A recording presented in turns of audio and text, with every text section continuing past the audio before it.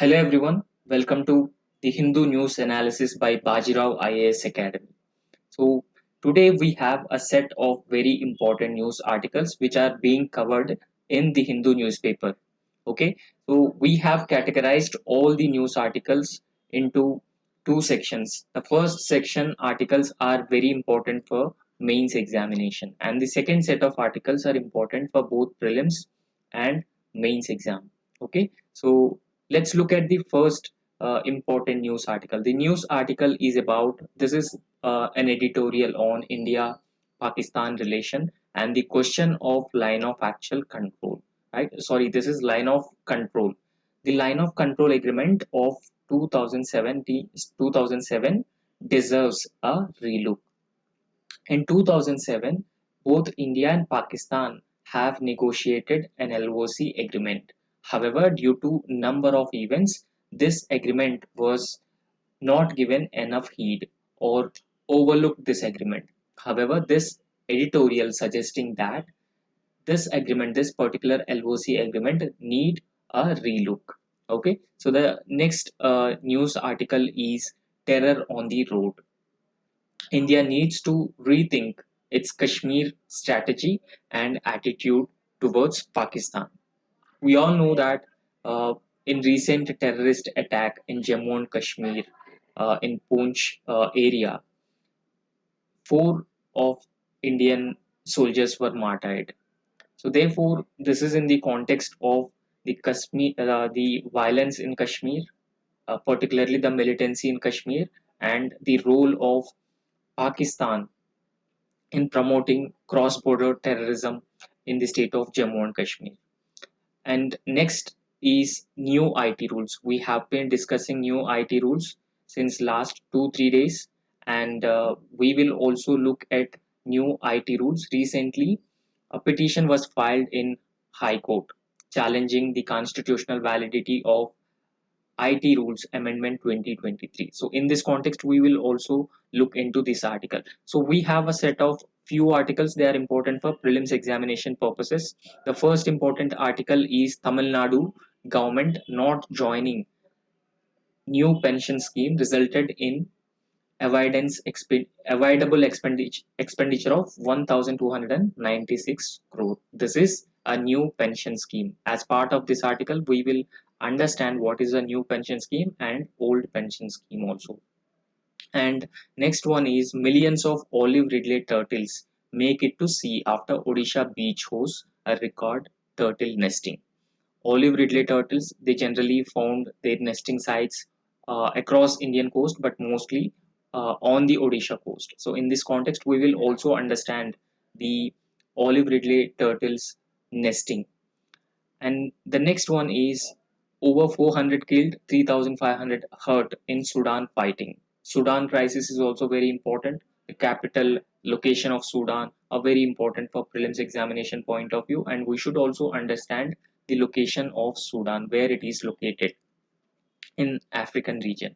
And last one is United Nations report that of the charts melting of glaciers. See, melting of glaciers important for both prelims and mains exam perspective. In mains exam perspective, this particular topic is covered under paper 1 of mains. Okay, so in this context, we will also understand the intensity of melting glaciers and the major reasons for melting of glaciers. So let's jump into the first important news article. So the first important news article is about the LOC agreement of 2007 deserves a relook. So this article is particularly about the former special envoy of uh, India to Pakistan, Mr. Satinder Lamba. Okay, so he recently wrote a book, and in this book, he had mentioned all the details of the LOC agreement which was negotiated between India and Pakistan in the year 2007. So, before actually understanding this important news article, first we need to understand what is line of control. See, line of control is a line which has been drawn between India and Pakistan. This is Pakistan occupied Jammu and Kashmir. This is Gilgit-Baltistan region. Okay, this is Gilgit-Baltistan region, and this is Pakistan occupied Kashmir. Okay, so this is not an international border or international boundary and unsettled matter between India and Pakistan. Okay, so there has been a frequent cross firing across the line of control, and in 2007 there was an agreement to settle this issue. There was a negotiation between these two countries to peacefully, not to settling the Kashmir issue as a whole, but it covers ceasefire and it covers the cross-border terror. It covers the cross-border terrorism and the trade in the two countries, trade within two countries, and also people-to-people ties and engagements. Okay, so this is a line of control, and this is Pakistan occupied Kashmir, and this is Indian side of Kashmir. First, understand what is LOC, line of control. See, this has emerged uh, from 1948 ceasefire line.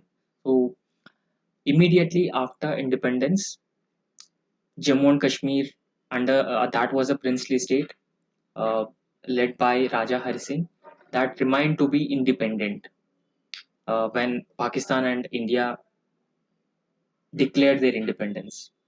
But after their independence, Pakistani side started attacking the princely state of Jammu and Kashmir. So Raja Hari Singh approached the Indian government, and both of them signed the Treaty of Accession. As part of the Treaty of Accession, Jammu and Kashmir became part of India with conditions. Okay, so now uh, the ceasefire is the line where Pakistan have already occupied before the signing of this Treaty of Accession. Okay, so therefore this line of actual control was established in the year 1948, and this line was negotiated by United Nations. Okay, so this line was negotiated by United Nations, especially after the Kashmir War initiated by Pakistan. However, the designation of line of control was in 1972, particularly after Shimla Agreement between these two countries. After Shimla Agreement between these two countries, the line of control was designated. So this line of control is demarcated up to the Siachen Glacier. You can see somewhere here there is a Siachen Glacier. So it is demarcated up to the Siachen Glacier, and Siachen Glacier is also known as world's highest battlefield. Now, line of control is delineated on map signed by both Director General of Military Operations. So both armies, as it has the international sanctity and legal agreement. Okay, so you understood what is line of control. This is possibly a ceasefire line mediated by uh, or negotiated by the United Nations. So in this context, let's understand what this editorial is particularly saying about. There was a book written by former Special Envoy Mr. Satinder Lamba.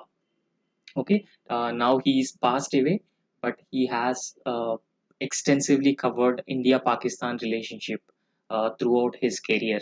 So he has written a book, and this book also reveals several uh, you know his book covered several observations or revelations about India Pakistan dialogue process. In fact, he confirmed that the agreement on the line of control in Kashmir was the earlier, the 2007 agreement between India and Pakistan was almost completed, almost ready to be signed between these two countries. Prime Minister at that time was Manmohan Singh, and on the Pakistani side, President General Musharraf. Both were ready to sign a agreement. However, due to few issues in Pakistan. One is the judiciary's standoff, the standoff with the judiciary that has erupted in Pakistan. And secondly, the Mumbai terrorist attack, 26 by 11 Mumbai terrorist attacks in the year 2008. That led to the shelving any plans to revive this peace agreement between these two countries. Okay, so because of these reasons, India and Pakistan have not signed this 2007 LOC agreement. However, what this agreement consists, what this 2007 line of control agreement actually consists. It actually consists of 4-point solution to a 14-point set of guidelines. So what are those 4 point and what are those solutions? If you carefully look at those solutions, the first one is free flow of trade. Now, India and Pakistan, there is no cross-border trade between these two countries, but this agreement particularly considers free flow of trade. And secondly, ending cross-border terrorism. We all know that Pakistan is a biggest exporter of cross-border terrorism into Indian side. Okay, so therefore this agreement also covers ending cross-border terrorism. Secondly, respect for human rights and bringing down military presence. Not complete demilitarization of the both sides, but bringing down the military presence in the region on both sides of line of control. And in fact, this hinges on a simple idea that line of control has been respected like a normal border. If you look at normal borders between India and Pakistan, they span across Punjab, Rajasthan, Gujarat. They are normally peaceful borders. Okay, so they are normally peaceful borders. However, across the ceasefire, there have been multiple attempts of infiltration by the terrorists, and also cross-border firing takes place. The most violent zone. This is most violent zone. So therefore, the overall objective of the agreement is that the line of control should also be respected like an international border, so that the peace could prevail. The peace could prevail on the both sides. However, what are the current realities? And 2017, 2007, this agreement was negotiated. But what are the current realities in both of these countries? Are they ready to relook or renegotiate this agreement, or are they ready to go forward with this agreement? Let's first understand the current realities and the validity of the agreement in the current scenario. However, this negotiation process was done in the years 2003 to 2008. Okay, so 2 decades after the process began, nearly everyone involved in these talks were either passed away or are now out of power.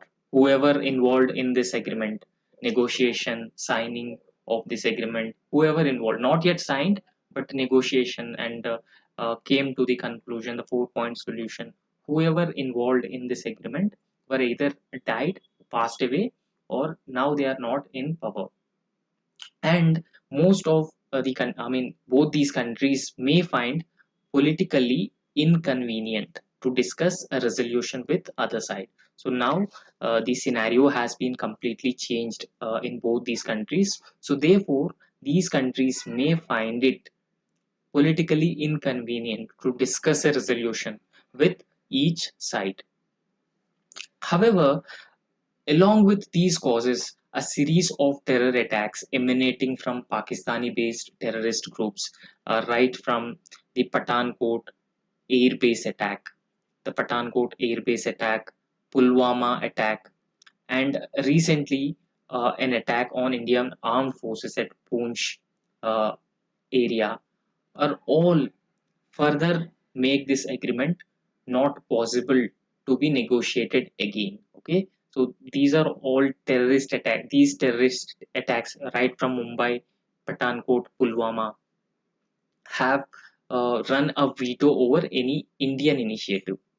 Even if India wanted to take an initiative in this regard, but because of Pakistani based terrorist elements and their terrorist attacks on various regions within India have vetoed India's initiatives to go forward with this agreement. Okay.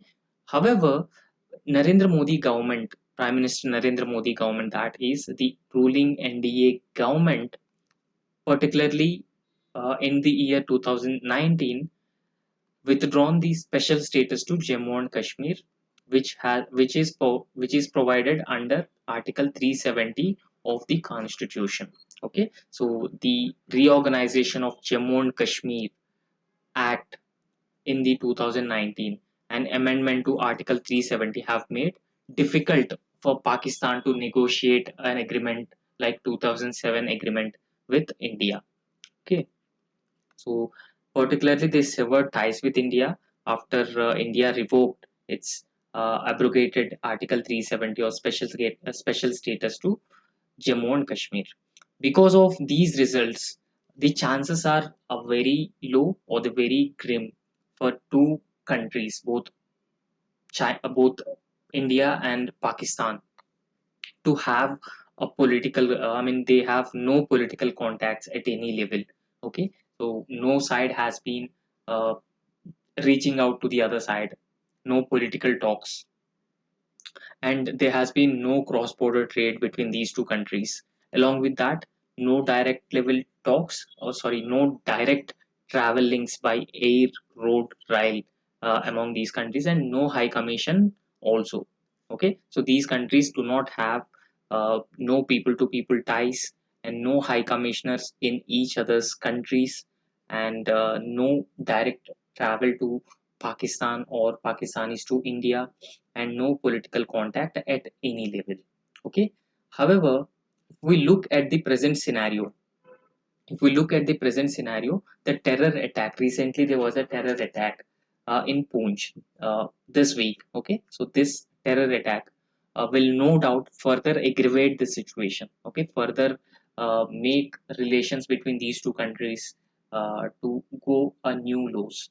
Okay, so because this terror attack took place particularly when Pakistani Foreign Minister Bilawal Bhutto plans to arrive India as part of the Shanghai Cooperation Organization meet.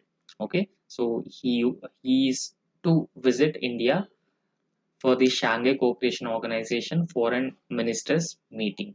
So therefore, this will also impact the visit of Bilawal Bhutto to India. However, what are India's overtures? What are India's overtures, or what India has done so far to improve the bilateral relationship with Pakistan? So this article says that no matter how much India-Pakistan ties rupture in recent past, the long arc of the relationship always uh, have tried to improve the relationship between these two countries, try to further enhance the engagement between these two countries, the long arc of relationship.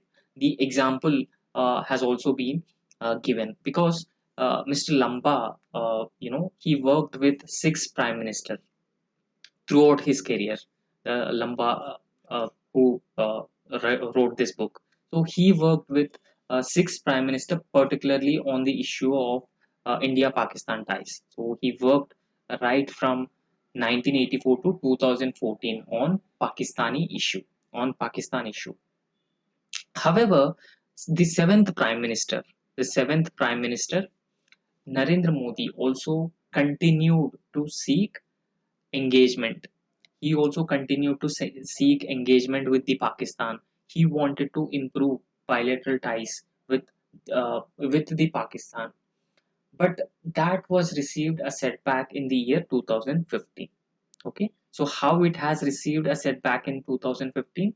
Uh, Even though he made a surprise visit to Lahore in the year 2015.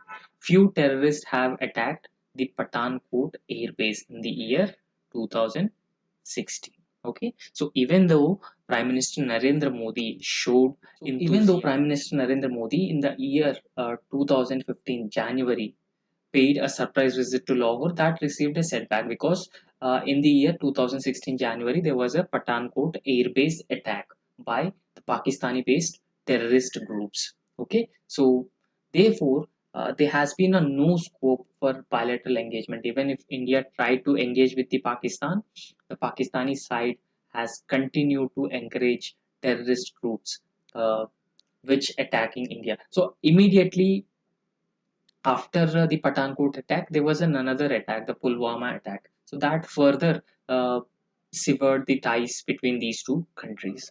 However, this article says that uh, Mr. Lamba writes that he was contacted by a senior official even after the Pathankot attack also. Even after Pathankot attack also, in the year 2017, Mr. Lamba contacted the senior official from the Prime Minister's office, so in order to start a back channel talks between these two countries. So back channel talks are primarily informal talks. Okay, so not at the political level or at the high level talks between these two countries, rather the back channel talks with a mediatory between these two countries. Okay, so in 2017 there was a phone call to start a back channel process between these two countries so that the ties could be improved to some extent, but this initiative is also from the Indian side. However, the back channel diplomacy was also back into place after Pulwama and Pathankot attacks, and that this back channel was possibly led by Indian side, the National Security Advisor Ajit Doval and Pakistani intelligence agencies. So they led the back channel diplomacy. Okay, the back channel talks, and this back channel talks have been particularly focused on preventing hostilities on both the sides. Okay, so this particularly happened after post Balakot downing of Indian Air Force pilot by Pakistan in the year 2019. Okay, so prevention of hostilities on both the sides, and secondly, the line of control ceasefire agreement in the year. So both Indian side and the Pakistani side have gone for the ceasefire agreement. Okay, so therefore no cross-border firing between these two countries. This is also a result of the back channel diplomacy. And the third thing is that a live missile accident. India accidentally launched a missile into Pakistan, and there was no retaliation. And both countries have dealt this issue in a more matured way. So this article has been saying that all these factors have been the result of the back channel diplomacy. And within the back channel diplomacy, the two sides have also discussed other issues, the wide variety of other issues. So one such issue is, that would lead back to the quasi normalcy, restoration of statehood and election in Jammu and Kashmir. So this issue was also discussed after abrogation of Article 370. Okay, so after abrogation of Article 370, the statehood of uh, Jammu and Kashmir was removed. Okay, the statehood of Jammu and Kashmir was removed.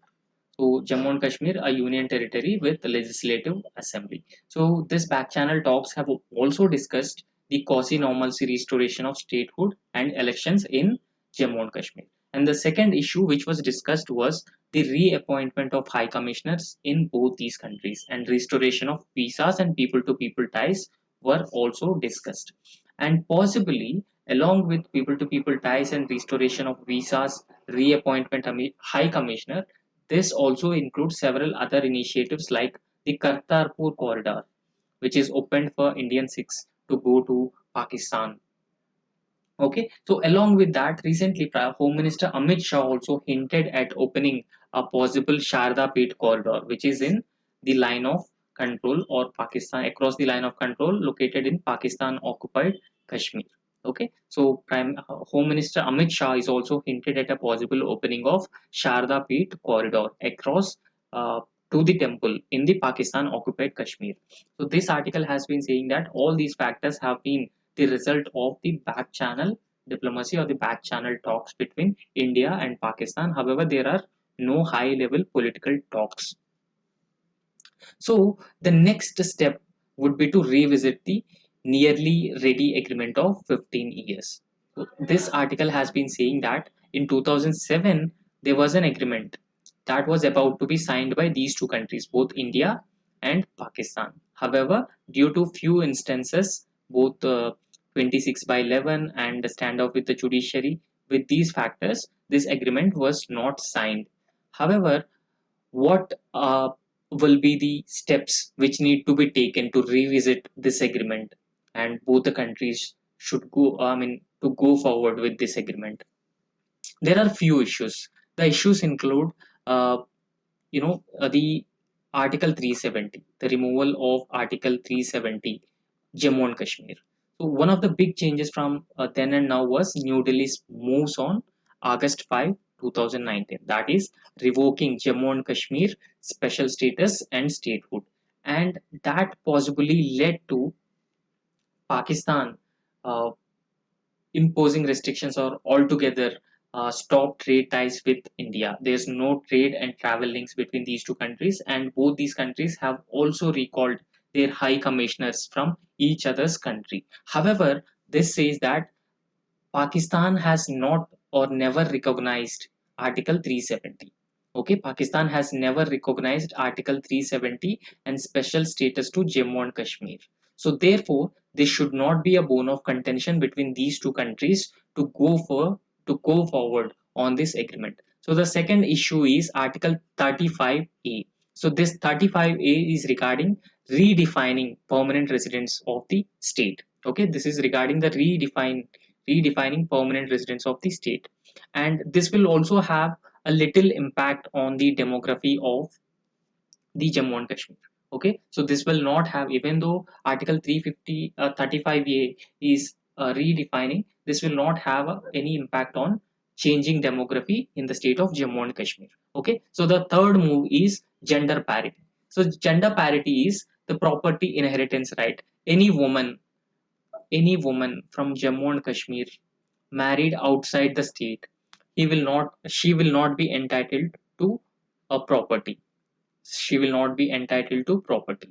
However, in 2002, Jammu and Kashmir given a verdict against this property inheritance, curtailment of property inheritance to women who married uh, in other states. So therefore, this should not also be a bone of contention or should not be a barrier uh, for these countries of Pakistan, particularly for Pakistan, to come forward and discuss this agreement with India. And the fourth is downgrading the state to a union territory. Earlier, we know that Jammu and Kashmir is a state. After abrogation of Article 370, Jammu and Kashmir has become a union territory with the legislature.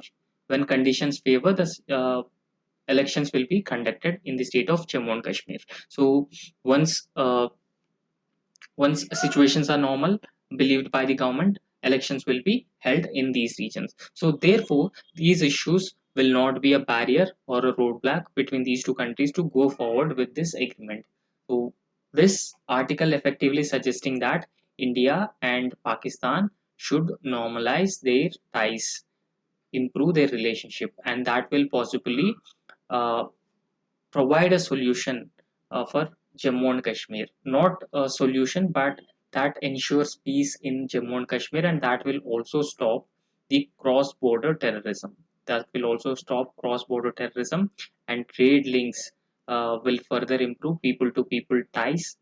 And resuming high commissioners of both these countries would be possible by setting aside difference between these two countries with this agreement. However, not line of control, but line of actual control will be the bigger threat or the bigger challenge for India. So LOC is a line of control with India and Pakistan. Okay, so Pakistan occupied Kashmir. However, LAC is between India and a few territories which have been occupied by China. Okay, so this article has been saying not LOC but line of control will be a bigger challenge or the bigger threat for India. It is threat to India from China, the line of control, because uh, this article has been saying that it is more likely to continue to be India's bigger challenge, and as a result, India need to stabilize its border with LOC. If India stabilizes its border at the LOC, then India could be able to meet any challenge at the LAC. Because if India does not stabilize its border at the line of control, that may lead to a two-front war. That may lead to a two-front war. In two-front war, what happens? In two-front war, both China and Pakistan would attack India. Okay, so would attack India. since India have the limited capacity, that will be a blow for India. So therefore, the article has been suggesting that India should normalize or the stabilize line of control across Pakistan and then deal with line of control because this is a bigger threat than the LOC. So what should be the way forward? The author has also suggested a possible way forward for this. The way forward is the residents of Jammu and Kashmir deserve a chance to prosper. So they deserve a chance to prosper without constant overhang of war and proxy wars in the region. So war and proxy wars between these two countries or non-state actors involving militancy. So all these factors should not hamper the peaceful and prosperous rise of uh, people of Jammu and Kashmir. So therefore, because also understand both India and Pakistan are nuclear armed states. Okay, both these countries are nuclear armed states. So therefore, settling the LOC peacefully ensure that or that ensure residents of Jammu and Kashmir will enjoy a peaceful and prosperous life, and also revisit the non-territorial agreement of LOC. So the agreement which was not signed in 2007. So this agreement should also be revisited by both these countries. That will help improve bilateral relationship between these two nuclear power states. Okay, so this article has discussed about Mr. Lamba's work under 6 prime ministers, and what are his observations of India-Pakistan relation, how this agreement was not signed in 2007, and that led to different change in realities and scenarios between these two countries, and what this agreement particularly consists of. And after the series of terrorist attacks from Pakistan to India, how India and Pakistan have gone for the back channel diplomacy. So therefore, why there is a need to further relook of this agreement 2007, and how this will improve the situation in Jammu and Kashmir and bring in normalcy across the borders. So this is what this article has been saying. So the next important news article is terror on the road. Okay, so terror on the road. So what is this article is all about?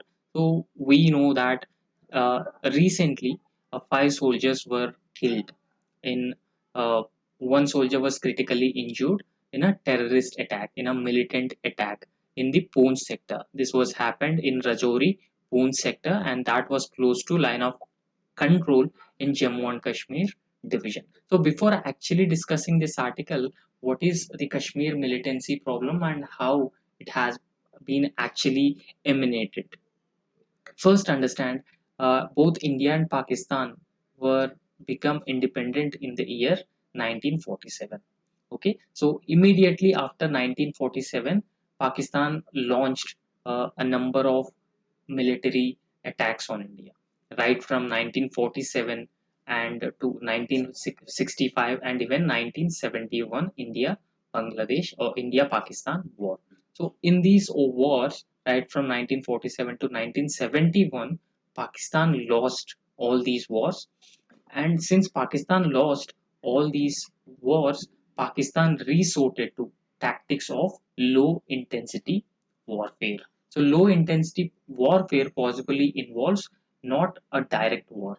Okay, not a direct war, rather an indirect proxy war with the help of non-state actors. Okay, so non-state actors. This is particularly evident when the Pakistani side, the Pakistani occupied Kashmir, has several terror launch pads, and the Balakot strikes, the Indian Air Force attacked those terror launch pads, particularly after the Pulwama attack.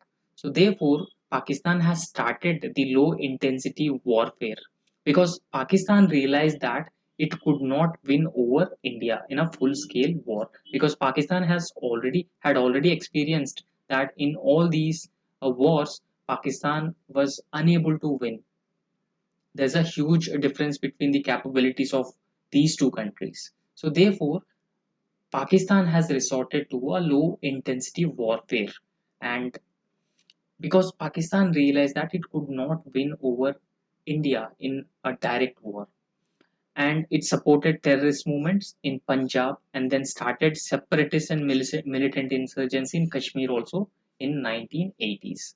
Okay, so first it has provided financial and any other material support to separatists and militants in Punjab, and that led to the Khilafat movement. That led to uh, separate Khalistani movement. Okay, that led to the Khalistani movement.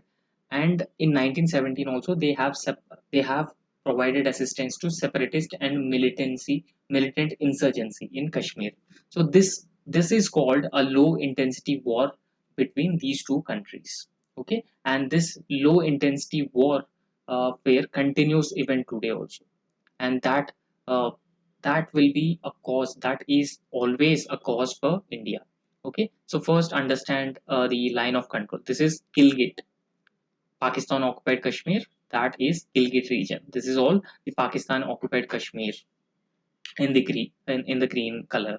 Okay, this is Indian side of Jammu and Kashmir.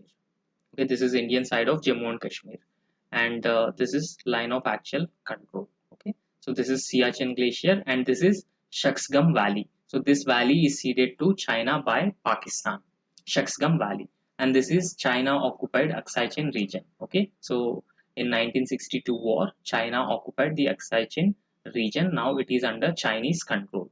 So this is Ladakh Union Territory. After abrogation of Article 370, this region is divided into Union Territory of Ladakh and Jammu and Kashmir.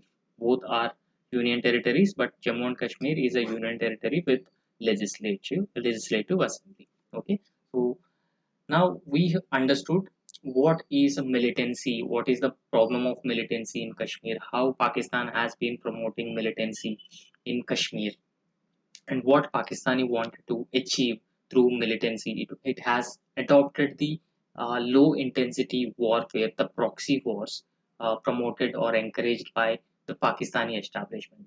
Okay, so now let's briefly discuss this article. What it has been talking about is there has been another specter of violence in Jammu and Kashmir. Okay, so this recent attack on the armed forces or on the military indicates the another case of violence. Okay, so in this incident, 5 soldiers were killed and another 1 soldier critically injured. Okay, so this has taken place at Rajouri Poonch sector, close to line of control in Jammu division. Line of control we have seen in the map. Okay, now so this attack comes at a time, particularly uh, 2023, India is a president. India assumed presidency of G20 summit. In Jammu and Kashmir, there will be a tourism summit, G20 tourism summit in Jammu and Kashmir. So this attack particularly comes at a time when Jammu and Kashmir is making uh, preparations to host a G20 tourism working group meeting. So that will take place in May. And secondly, Pakistani Foreign Minister Bilawal Bhutto uh, to visit India as part of Shanghai Cooperation Organization foreign ministers meet. So this attack had taken place uh, particularly when these two events are to happen. Okay, so that is why this attack need to be taken seriously, and this is an attempt by the militants. This is an attempt by militants to disturb peace in the Jammu and Kashmir region. Okay, so therefore the attack raises several questions about the management of patrols in sensitive locations. How patrols have been managed in sensitive locations. There are certain sensitive locations within the Jammu and Kashmir alone. So those areas are particularly heavily vulnerable and prone to militancy. So therefore, how these patrols have been managed in these sensitive locations, because Jammu and Kashmir in recent times has also seen a spike or increase in militancy, especially after the abrogation of Article 370. So therefore, there is a need for a comprehensive a clear-cut long-term solution for the militancy, for the militancy. So this article is saying about particularly about how Pakistan has been adopting the low intensity warfare after it lost major wars with India, and how the low intensity warfare and the cross border terrorism into Jammu and Kashmir, disturbing peace in the Kashmir Valley, is also being discussed. Okay, so therefore there is a need to identify the most vulnerable locations in Jammu and Kashmir, and managing patrols as effectively as possible is the need of the hour, so that the these type of incidents, either the Pulwama incident and now this Poonch incident, they could be prevented as effectively as possible. The lives of soldiers could be protected or saved. Okay, so the next important news article. This news article is important for both prelims and mains. So in this news article, United Nations report says that there has been an increasing melting of glaciers. Okay. So we all know that Arctic region and Antarctica region, along with Himalayas, have a lot of glaciers. And melting glaciers is a particularly a concern because of growing global warming and that eventually leads to climate change across the globe. Why melting glaciers is a concern? Melting glaciers is a concern because glaciers host almost more than 50% of fresh water. Okay, so they are source of fresh water, and they also host a wide variety of living biodiversity. They are known for biodiversity. And the other concern is that glaciers melt, if glaciers melt away, then that could possibly increase the sea levels.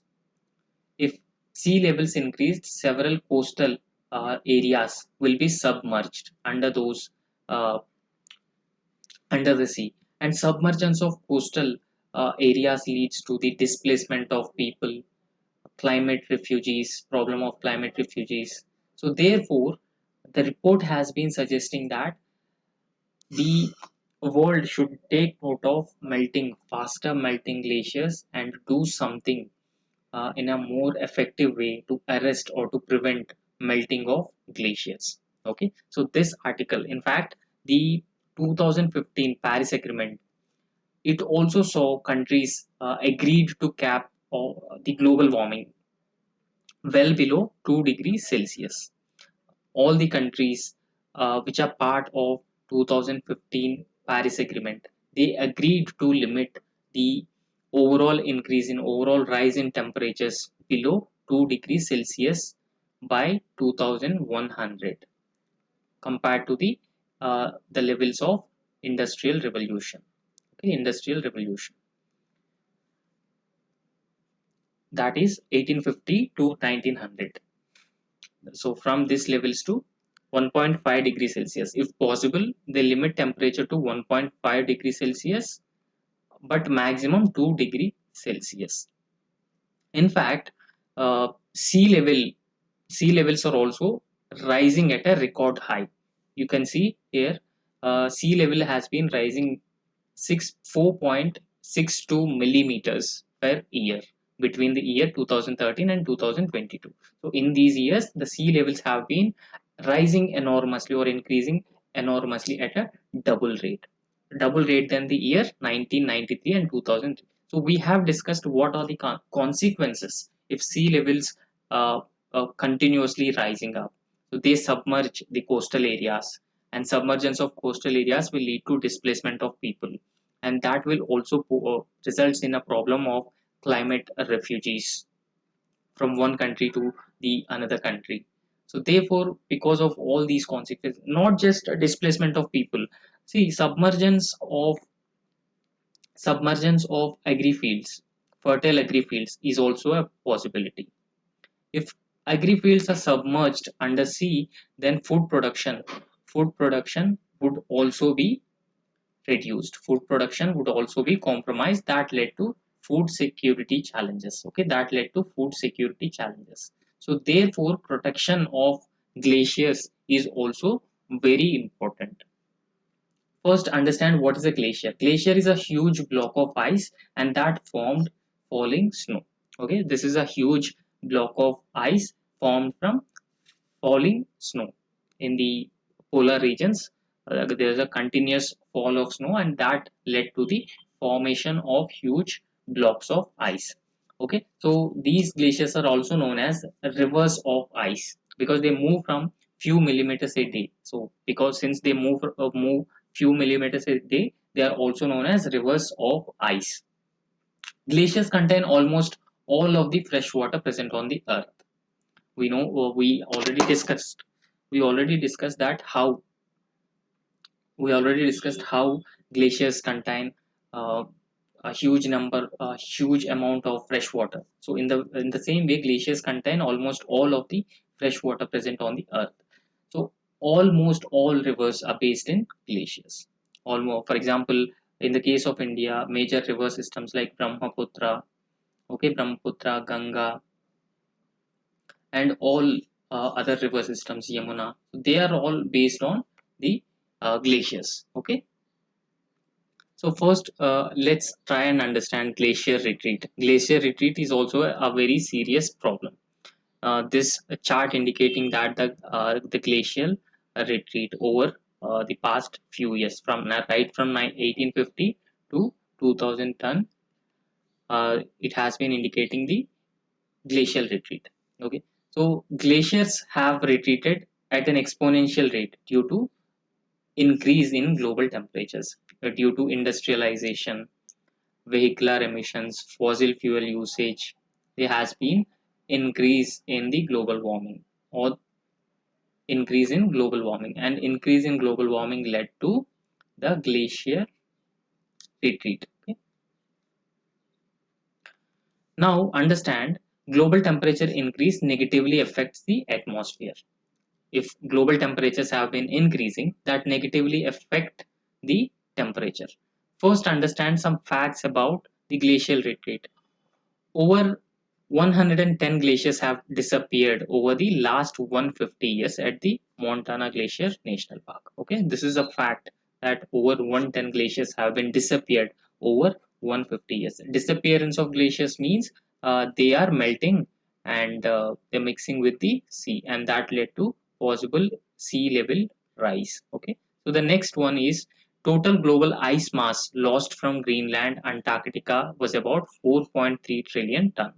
So total ice which was, or the glacier which was melted away, is 4.3 million ton, which added to 0.5 inches to the sea level. And that led to an increase in 0.5% of overall sea level and submergence of island nations several island nations in the Pacific and the Atlantic Ocean. Okay, and that is enough to cover the US 1.5 feet deep in ice. The total ice, entire United States, uh, could be covered in 1.5 feet deep ice. Okay, so this is the glacial retreat. What are the hazards on biosphere because of the glacial retreat? There are several hazards, or the several harmful uh, effects. They are floods, landslides, avalanches have become a more common and kill about 100 people every year. Okay, so these disasters have been killing several people every year. And secondly, that led to global sea level rise. That sea level will rise to 4 to 8 inches in the past century. The rising sea levels also will also lead to floods and submerging coastal lowlands, and also submerging the first fertile coastal plains. And thirdly, without glacial water, the water temperature increase, causing many aquatic species disappear and food chain disrupted. The food chain, particularly in the polar regions, will also gets disturbed, and that impacts the biodiversity and overall food chain. Okay, overall food chain and food web will also gets impacted because of melting glaciers. And fourth is, uh, there are many animals which live on glaciers. Okay, if glaciers are melting in a faster pace, they lose their habitats. For best example is polar bears. Okay, polar bears and penguins. So they lose their habitats if glaciers are melting. And secondly, melting ice in Arctic that could disrupt the ocean currents. Okay, ocean currents play a very important role in distributing temperature across the globe, and distribution of temperature leads to rainfall, adequate rainfall, and extreme weather events could be minimized. However, the ocean currents have been impacting because of the melting ice in the Arctic, and because of that reason, it produces heat, drop in global temperatures by 10 to 20 degrees Celsius. So these are all the harmful impacts of melting glaciers and some facts related to melting of glaciers. So now this news article has also talked about the Paris Climate Agreement. The Paris Climate Agreement has an aim of reducing global warming to 2 degrees Celsius, if possible 1.5 degrees Celsius below industrial levels, below industrial revolution levels. So in this context, let's understand the Paris Deal 2015. So this Paris Deal 2015 signed by 196 countries. So total 196 countries signed and adopted the agreement. Adoption of the agreement means that these countries officially recognizing the human influence on climate. Okay, the anthropogenic influence on climate. Understand this is a historical document that legally binding. This agreement is legally binding on the member countries in the whole world in effective fight against climate change. Okay, so in order to fight against climate change, these countries should reduce emissions. Okay, and all these countries recognized the impact of human activities on climate change, so therefore they have uh, come up with a legally binding agreement, that is Paris Agreement. So this agreement will come into force by 2020. This agreement, although signed in the year 2015, this agreement will come into force in the year 2020.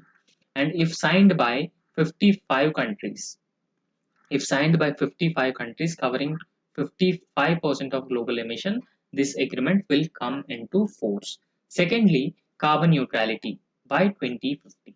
So these countries have committed to achieve the climate neutrality. Climate neutrality means total emissions are equivalent to total capacity of the ecosystem to absorb the generated carbon. Okay, so this is climate neutrality, and the countries have committed to achieve the climate neutrality by the year 2050.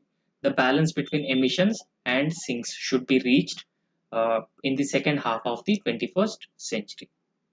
And the other objective is developing clean technologies like renewable energies, hydro even hydrogen based energy systems, bioenergy, wind energy, solar energy, geothermal energy, all are part of the clean technologies, and that doesn't involve emission of fossil fuel, emission of greenhouse gases. Okay, so the agreement urges to speed up clean technology development and international technology transfer. In Paris Agreement, technology transfer and financial support are very crucial. So these developed countries are agreed to provide financial support and technology transfer to developing countries. Role of forest should not be neglected because the agreement binds saving and increasing the forest area in order to capture the greenhouse gases from the atmosphere. Forests have the capability to act as a sink of carbon dioxide. So therefore, these countries also focused on increasing the total forest cover in all the countries. Secondly, climate change. After that, the climate change. For the first time ever, the agreement defines climate loss. For the first time ever, the agreement defined comprehensively the climate loss and damages. So, with the climate, there has been a loss and damages. For example, disasters cause damage to property, private property, and infrastructure losses, losses to lives, and even submergence of fertile agricultural fields. All these aspects come under climate loss and damages, and this Paris deal rightly recognizes or defines climate loss and damages, and also mentioned, but it does not mention liability and compensation. Okay, so although it is defined but does not mention liability and compensation.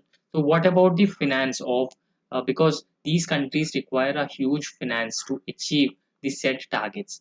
Rich countries, all the countries which are responsible for present greenhouse for present climate change, will provide around 100 billion in developing countries for climate adaptation by the year 2020. Okay. For climate adaptation and mitigation for developing countries, all the developed countries will provide around 100 billion US dollars by the year 2020. And 5 years ambitious. Every 5 years, countries shall revise their emission reduction targets, because after 5 years, those countries would have different capabilities. They may develop their capabilities, existing capabilities. So, therefore, it is in line with the Paris Agreement. They need to revise their existing commitments so that these countries can act in a faster paced manner to curb the greenhouse gases. So, what is the overall goal of the Paris Climate Deal? The goal is holding the increase of global average temperature well below 2 degrees centigrade. If possible, that could be further reduced to 1.5 degrees centigrade, and that reduces the melting of glaciers, increasing sea surface temperatures, and or making agriculture prone to climate related disasters. Okay, so this is all about the melting of glaciers and Paris climate deal. So next look at the very important news article. We have been discussing this IT rules from past 3 4 years. Okay, so this IT rules, we know that uh, based on the Information Technology Act, the IT Act of 2000, 2000, the government brought the IT rules in the year 2001. So this is to regulate intermediaries. IT rules will regulate intermediaries. Intermediaries like over the top platforms like OTT platforms, social media sites like Facebook, Twitter, WhatsApp. Okay, so they regulate, IT rules regulate the OTT platforms and social media sites. But recently, IT rules 2023 mandated that the fake information, the intermediaries which host the fake information will lose the legal immunity. They will lose legal immunity provided under section 79 of IT Act. Okay, section 79 of IT Act. So this safeguard clause will provide legal immunity to those intermediaries, even if they host any fake news. Okay, however, the government uh, recently established a fact check unit, that is possibly the Press Information Bureau. And this fact check unit will determine whether a particular piece of information is fake news or genuine information. If it is flagged as a fake news, then this information must be removed by the intermediaries, otherwise they will lose safeguard the safeguards provided under section 79 of the Information Technology Act. Okay, so in this case, first understand censoring fake news. Okay, so a rundown on new amendment in the IT rules 2021. Government brought a new amendment as part of IT rules 2021. So what these IT rules 2023 says, this amendment, IT rules amendment 2023, requires platforms to take steps to prevent fake news on the central government. The fake news on the central government must be removed by these platforms. And secondly, a government will appoint an agency, likely the Press Information Bureau, as the fact check unit. Press Information Bureau is now a fact check unit, and that will decide the authenticity of news. And the amendment would only remove the legal shield for third party posts on social media. Earlier, they used to enjoy the legal shield under Section 79 of Information Technology Act. But if intermediaries now host any fake news and they don't remove the fake news, and they will remove the legal clause. However, several media houses, journalists, and social activists have been saying that this is an arbitrary amendment, and this does not have a legislative sanction, and this violates the fundamental rights of people. So now let's try and understand the uh, issue. Recently, Mr. Kamra, he was I think a comedian.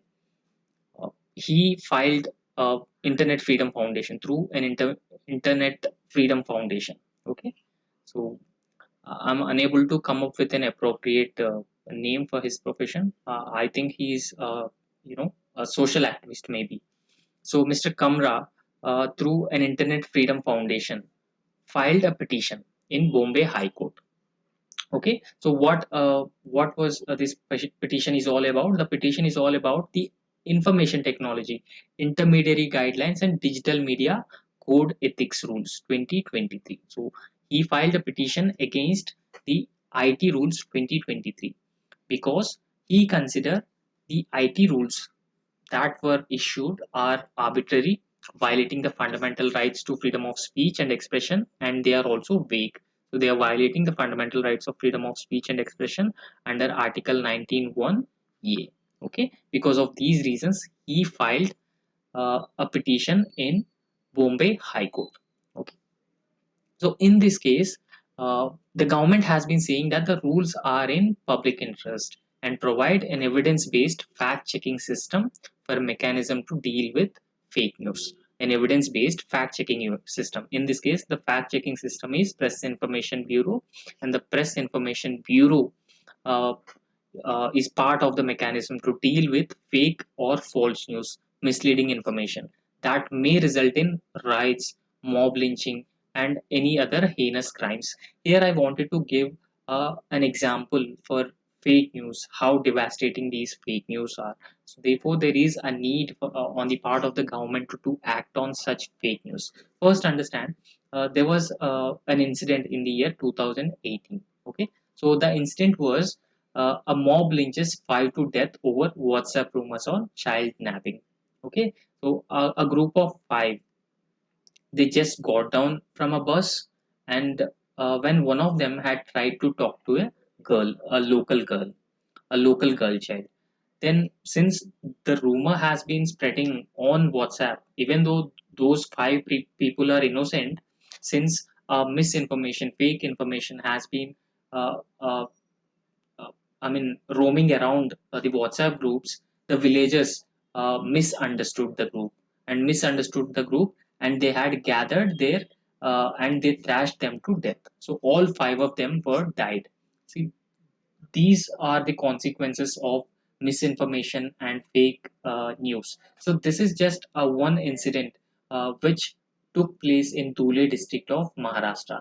So therefore, it is the responsibility of the government to act against fake news because that will possibly prevent riots, mob lynching, and other heinous crimes. There are also incidents that led to frequent riots between different religious groups because of misinformation and fake information. The recent and best example is recent migrant exodus. Okay, migrant exodus from Tamil Nadu because of possible misinformation or fake information.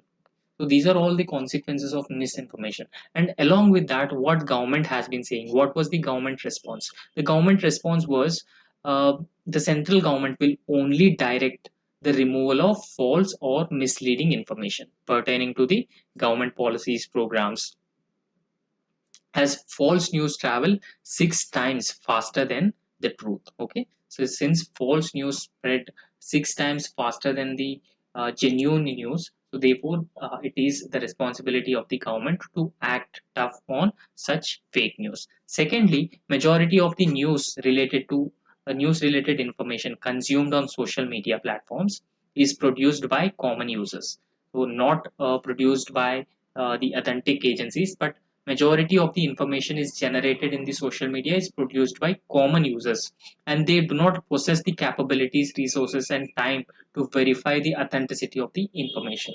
So therefore, higher chances that the public sentiment could be influenced by such fake news or misinformation, because they do not have adequate capabilities, resources, and time to verify the information before actually publishing such information.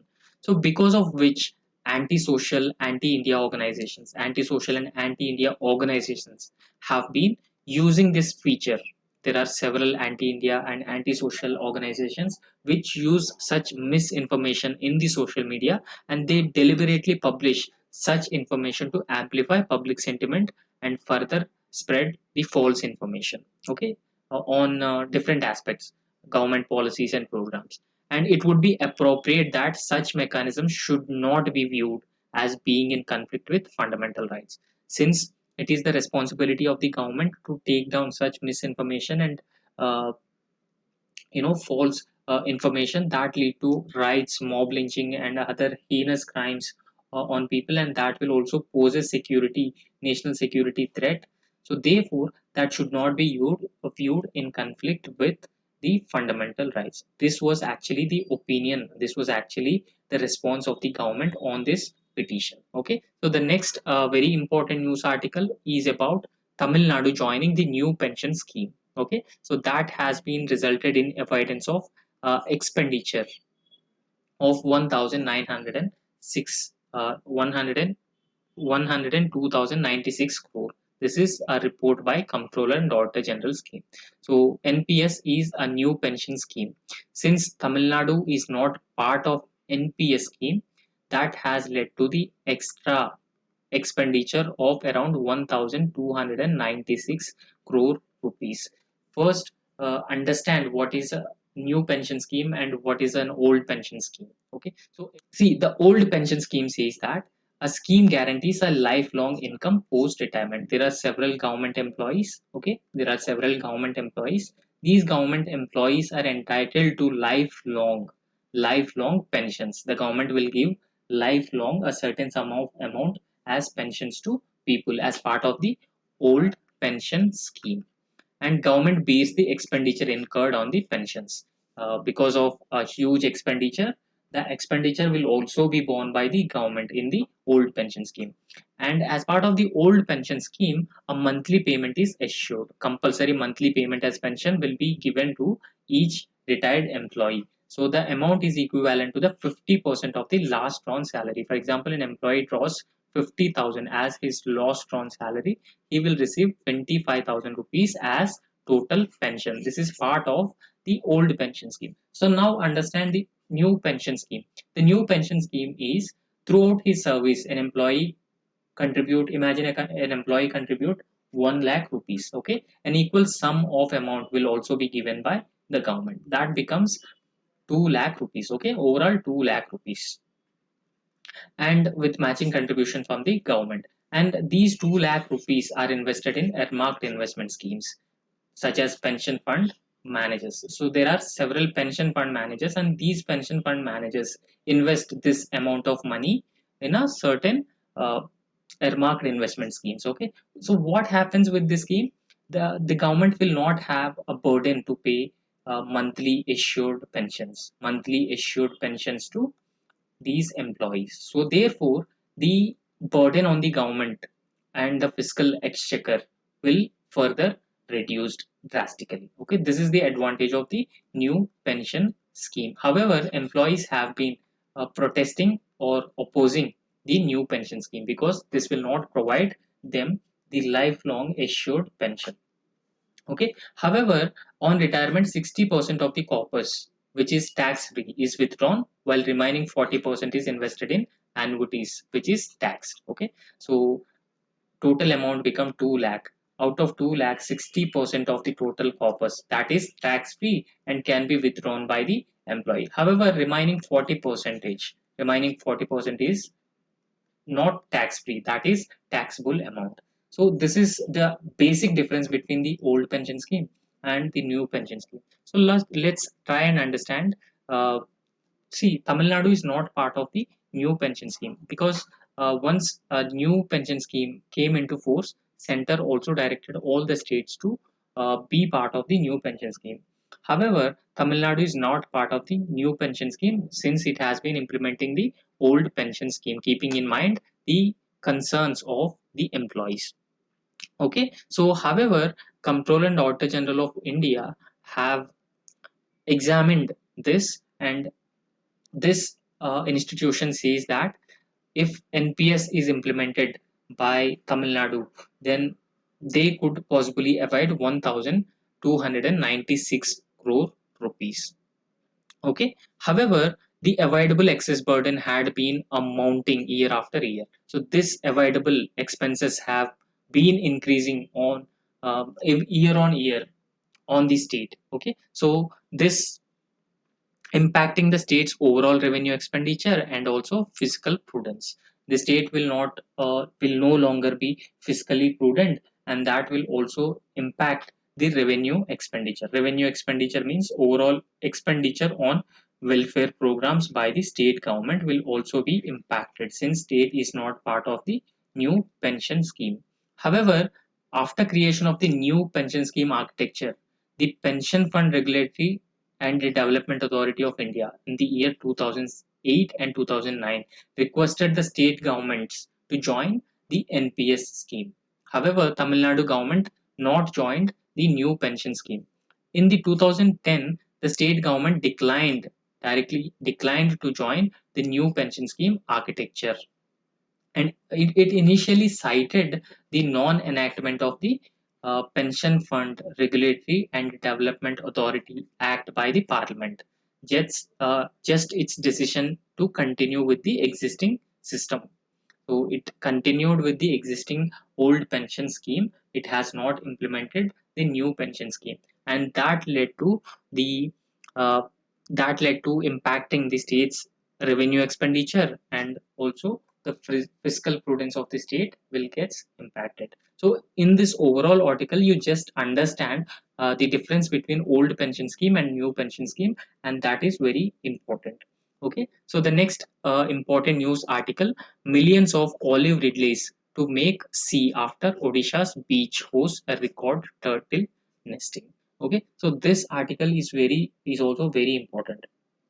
So why it is very important? Every year, several, I mean, hundreds of olive ridley turtles, they visit the Rushikulya beach. Okay, so they visit the Rushikulya beach for mass nesting. So this mass nesting is also called as Aribada. Okay, Aribada. So this mass nesting.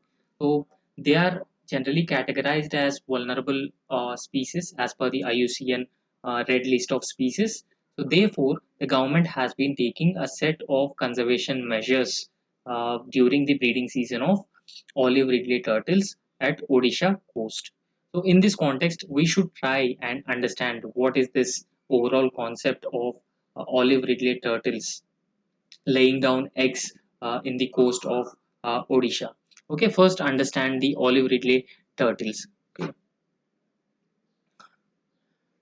So geographic range of olive ridley turtles. They live in warm tropical, subtropical, western Indian and Pacific Atlantic oceans. So they live in western Pacific, Atlantic and Indian oceans, but they live in warm tropical and subtropical waters across these regions. Odisha.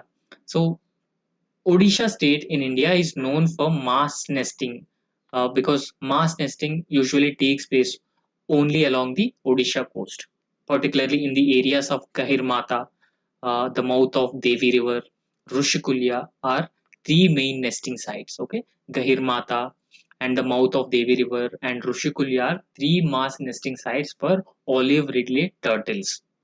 Several hundred thousand olive ridleys mass nest at Rushikulya and Gahirmata beaches every year. Okay, so several hundreds of these olive ridley turtles visit the Gahirmata and Rushikulya beaches to lay eggs. So you can see here in the image how the olive ridley turtles actually look. So What is the lifespan of these olive ridley turtles? They live 50 to 60 years. This is the lifespan of olive ridley turtles, and they weigh around 25 to 45 kilograms. And the length of the olive ridley turtles is 60 to 70 centimeters. The habitat of olive ridley turtles include they found in both open waters and coastal areas also. So they found both in warm tropical and subtropical waters and coastal areas also. However, so Aribada, what is Aribada? Okay, let's try and understand the Aribada. So Aribada is these turtles are known for their synchronized mass nesting at Aribada. So Aribada is a synchronized. Synchronized means all the turtles coming at once and laying of eggs. So this is a synchronized mass nesting. This is also called as Aribada. So this is very important for the examination point of view, and UPSC may ask what is Aribada. And this mass nesting is thought to be a strategy to increase survival of hatchings, since they are not coming uh, uh, single numbers, they are coming in a group.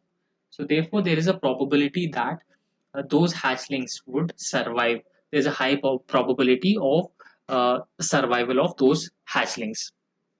And they show site fidelity because female return to nest on the same beach that they were born on, sometimes traveling hundreds of kilometers. Even though they travel hundreds of thousands of kilometers, they reach to the same beach area, and they use winds and tides to help them reach the beach. Both winds and tides will help them reach olive ridley turtles to the coastal area where they are actually born, or they where they wanted to lay eggs. So also understand nests. Females may lay eggs up to 3 times in nesting season. So there's a particular nesting season, and in the nesting season, females lay eggs up to 3 times. So 3 times they come to coast and they lay off eggs. And a clutch of eggs consists of 50 to 200 eggs. Each clutch consists of 50 to 200 eggs, and incubation period of these eggs is 2 months. And sex of the hatchlings is determined by the temperature that was prevailed, and warmer temperatures produce more females. See, this is also very important. Please understand, along with the aribada, the sex of the hatchlings is dependent on the temperature. Okay, so more temperature lead to more female hatchlings. So what they feed on? They eat invertebrates, jellyfish, crabs, lobsters, shrimps, algae, and fish. However, the conservation of the olive ridley turtles include the following initiative. In some parts of the world, such as US, all trawlers fishing in waters where olive ridleys are found are mandated by law to use turtle excluder devices. So there are several turtle excluder devices within the fishermen in US, and they are mandated to use that turtle excluder devices. So that makes olive ridley turtles can escape from the fishermen, because that would prevent the accidental drowning and entanglement of these turtles. So these rules exist in some areas of India as well, but they are rarely followed in India. So olive ridley turtles have also been facing several threats. So what are the threats they are facing? The threats include eggs and hatchlings are often stolen by humans or eaten by dogs, pigs, birds, and other predators. Okay, so this is one such threat which has been faced by olive ridley turtles. And secondly, hunted for meat. So these olive ridley turtles are also hunted by meat. And overfishing and entanglement in fishing nets is also a threat to these uh, olive ridley turtles, along with marine debris, plastic pollution is also considered as a threat to these olive ridley turtles. So protection status, as we already discussed, they are listed as vulnerable in the IUCN red list. Okay, so these are the most important and the relevant news articles in today's discussion.